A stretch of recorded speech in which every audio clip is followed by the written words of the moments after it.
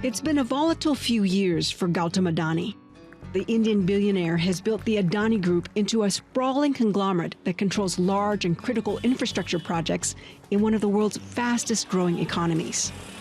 While it's made Adani one of the world's richest people, it's also attracted accusations of cronyism over his close ties to Prime Minister Narendra Modi, as well as questions about corporate governance.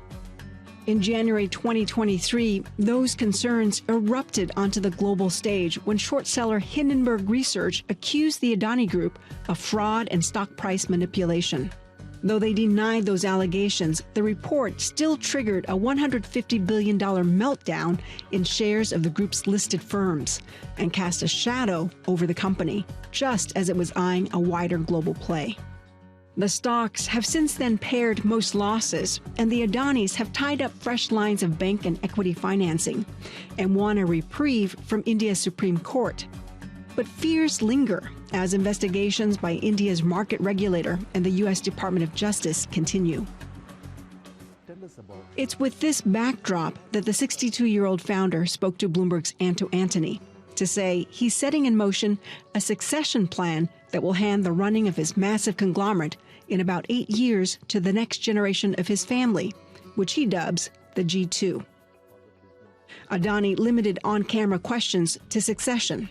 We asked him about the impact the short seller report and its aftermath had on this transition plan. Mr. Adani, you said that the succession plan was conceived about 10 years back. Now the last 2 years incidents, the investigations, Hindenburg report, has it affected it in any way, the implementation? In hindsight, I can say that it is this incident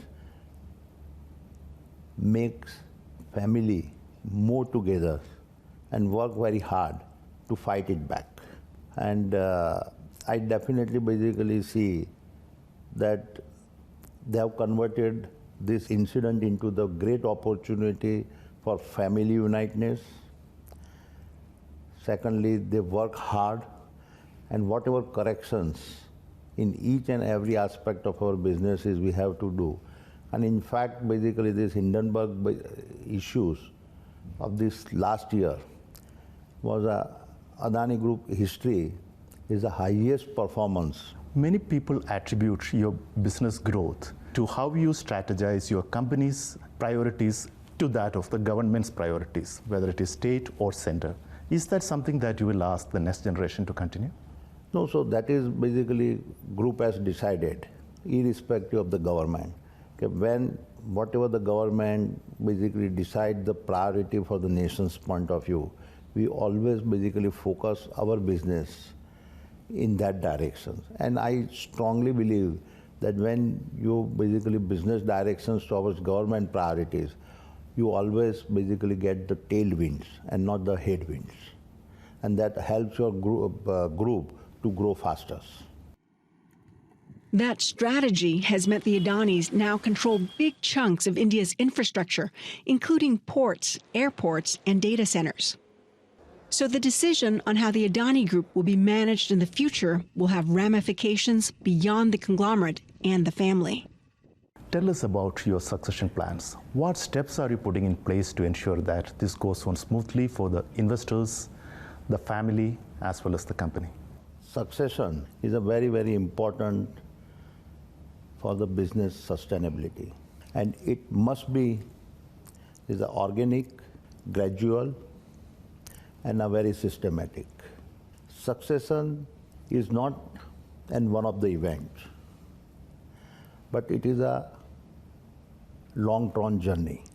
And my plan of succession started almost a decade ago.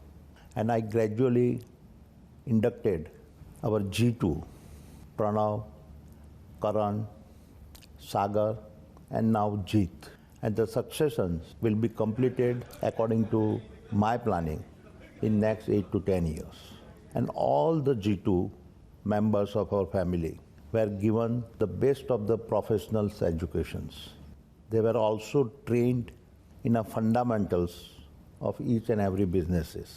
They started as interns with our professional CEOs, and gradually they evolved into the leadership roles. Today, all of them looking after the different businesses, and I'm very satisfied with their progress. I'm really proud that all four of them are very, very hardworking and very grounded, and they enjoy their work, and most importantly, they're all still hungry, which is not very common among second generation entrepreneurs. What systems are you putting in place to make sure that the group continues to grow without any internal conflicts? These integrations will never happen in the Adani Group. When I gave the G2 the options of independent businesses, they decided collectively that they want multiple businesses but one family. So they have a strong unity among themselves. The succession is all about both continuity and change, and it is a gradual process. This will ensure that the succession is seamless, is a smooth, and a sustainable. The structural succession plan is supported by a strong cultural values. Our values provide the glue that holds together our arrangement. And once the transition is complete and once you have more time at hand, what would be your plans? Ultimately we will retire and be more relaxed.